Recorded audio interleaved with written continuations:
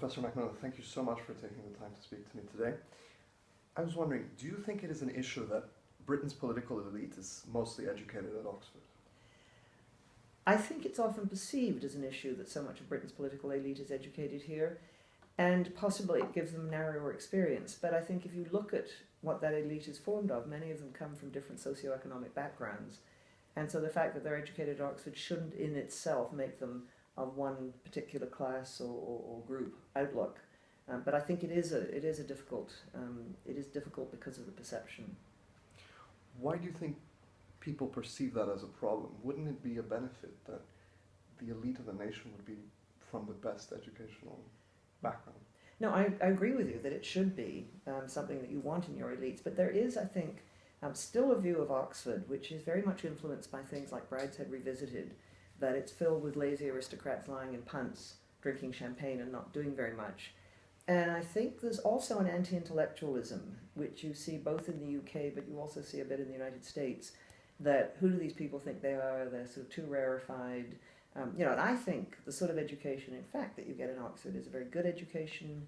It's broadly based. PPE, for example, philosophy, politics, and economics is a very good course, which gives the students a very wide range of skills.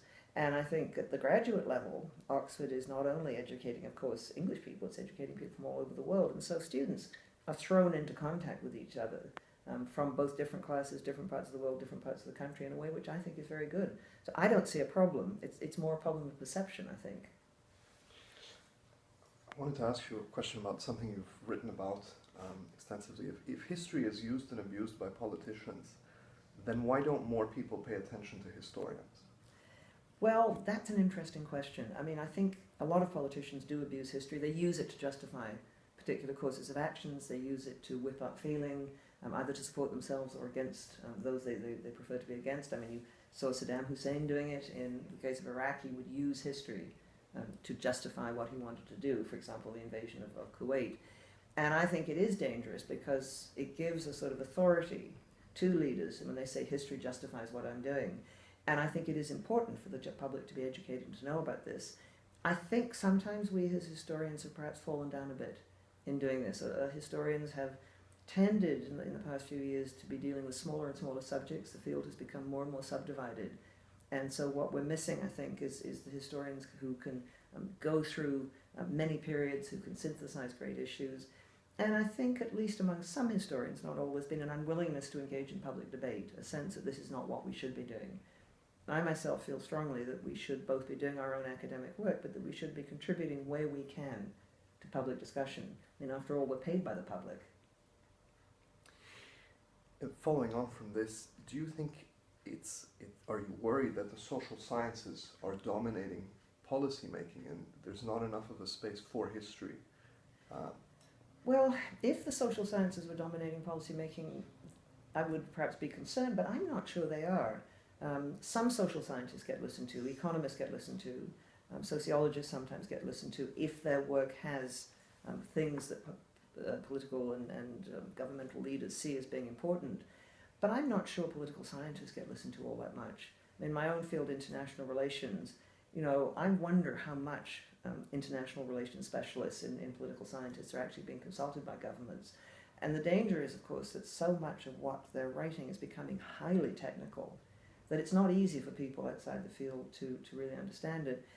Area specialists still do get consulted, and of course they often have a very strong cultural and historical background, and historians do often get consulted. I mean, I even myself get asked occasionally to speak to governments and give context perhaps, or give depth to understanding.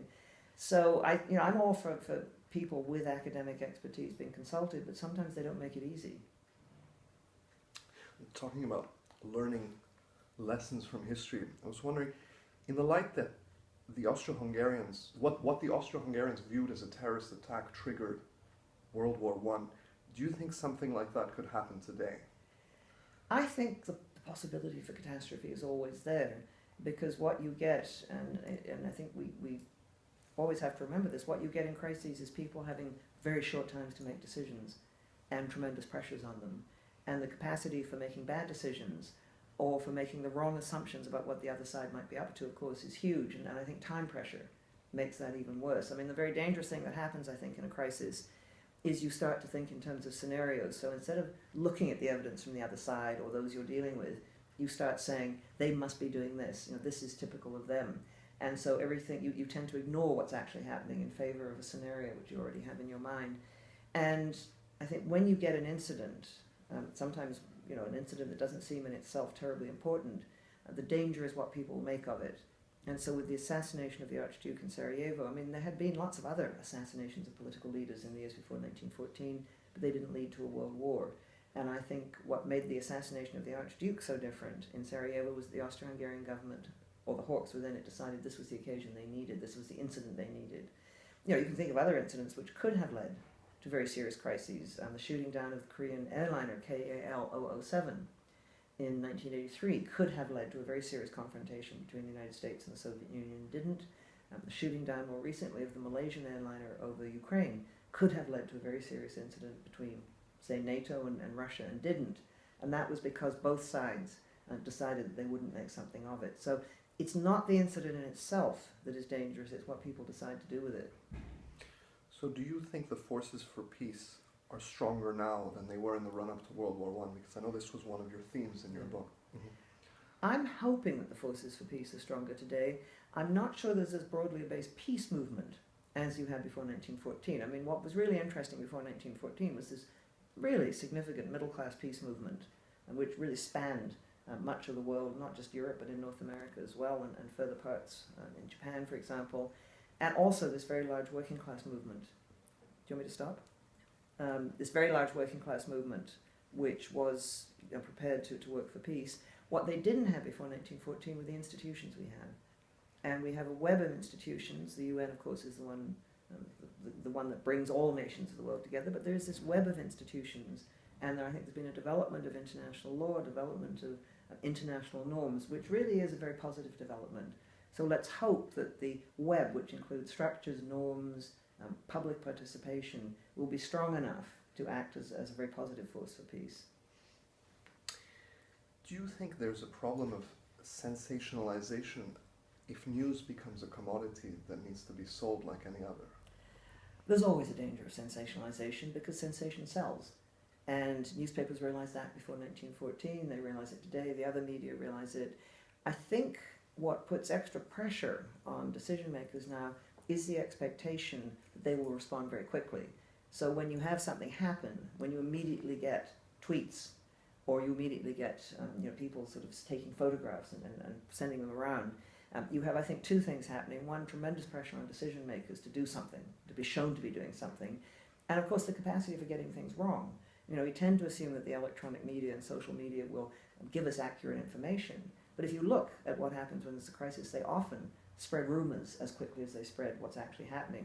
And I'm thinking of what happened in my own country, Canada, when you had the shooting of the soldier in Ottawa, and the immediate information that was being spread through the Twitter sphere and elsewhere was that there were 3 separate incidents, 3 separate gunmen, a shopping mall had apparently been shut down in Ottawa.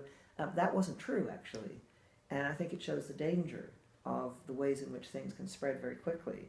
And so you don't always get accurate information. And it also, I think, really does put pressure on decision makers to show that they're doing something immediately. And sometimes it's better not to do something immediately. Sometimes it's better to think through what you're going to do. On another subject, do you think political correctness is impeding free speech? I think there's a danger that it will. I'm a free speech person. I think if you accept that free speech is a positive good, which I do, then you have to accept that you cannot have limits on it except in very special cases. The limits I would go for are incitement to crimes, but these are crimes as defined in the legal codes, and incitement to activities that would cause harm. And the classic one is shouting fire in a crowded theatre. I mean, that is where you would limit free speech because it has the potential to do a lot of harm to a lot of people as they stampede out of the theatre. But the idea that free speech should be limited because people's feelings get hurt is something I find very dangerous, because it means that it's a subjective decision. It means that I can say my feelings have been hurt. I don't have to produce any proof. I don't have to defend that. I just simply say my feelings have been hurt. And for example, I mean, it's a difficult case, and I can't remember his name, but this rather repulsive man who goes around giving seminars to men on how to get women into bed who sounds, like a thoroughly unpleasant piece of work. But has he actually broken the law? If he has, then we should use the law to get at him, and he should be punished according to the law. But to have a petition to say he shouldn't be allowed into the United Kingdom because what he says causes distress to people seems to me a very dangerous precedent. And once you get those sort of precedents, then you can say the next time someone comes in to criticize the British government or to criticize the British education system or to criticize British attitudes towards Europe, then you can say this is going to cause distress to people in Britain, such a person shouldn't be allowed to come in. And so I tend to be really rather firm on free speech. We don't have to like what people are saying, but I think we have ways of dealing with things that are actually incitements to dangerous activities or criminal acts. But I don't think my hurt feelings are enough to say that people shouldn't be allowed to say what they want to say. That in a way brings us back to the issue of sensationalism. Do you think people now act as jury and judge in situations which maybe should be dealt with by the law? Yes, I think we get sort of mob action, and you get people sending abusive emails to someone they feel guilty, and sometimes they get it wrong. People, you think, I'm trying to remember, again, my memory for names is so bad, but, there was that it was an awful murder case, I think near Brighton, and a school teacher was suspected of having done it, and his crime really was that he was eccentric, and his life, at least for about 2 weeks, was made absolute sheer hell because he got people stalking him outside his house, he got people accusing, and it turned out that he was completely innocent. They caught the man who had actually murdered this young student, and he's been very interesting about it. He's talked about the effects of people jumping to decisions. And I know, even in history, you learn how difficult it is to trust eyewitness accounts. Something happens quickly, you think you've seen what happens, you think you understand it, but often you haven't understood it properly. We make mistakes. And I think the danger now, the speed with which people will suddenly turn on someone, we don't allow for mistakes or for getting mistaken identities or for getting the wrong end of the stick. And just the last question, do you have any thoughts on direct democracy as a form of government? Yes, I'm rather skeptical of it. I think direct democracy can work in somewhere the size of St. Antony's, where you can actually meet face to face, or it could work in the Forum in Athens. But the idea that somehow people should be able to sit and press a button and express their views seems to me to leave out that very important step of considering, taking on board the information, debating, and making an informed decision. And if you look at what's happened to some of the things that were instituted to bring direct democracy, they're not doing it. There was this huge progressive movement in the United States, and it affected parts of Canada as well, before the First World War, where you had things like referenda, recall, where if enough people wanted to recall the elected representative, they could sign a petition. You could have petitions to get measures on the ballot paper. So this was direct democracy, and you look what's happened to it. What's happened to it is very powerful interest groups or very single rich people are using those mechanisms now. And it is not the voice of the people. It's often the voice of the billionaire who wants to pay to sign up people for a particular measure or to recall someone. So I think direct democracy is a lovely idea, but in practice I think you have to be really careful with it. It doesn't work the way you think it will. Professor Macmillan, thank you so much for your time today.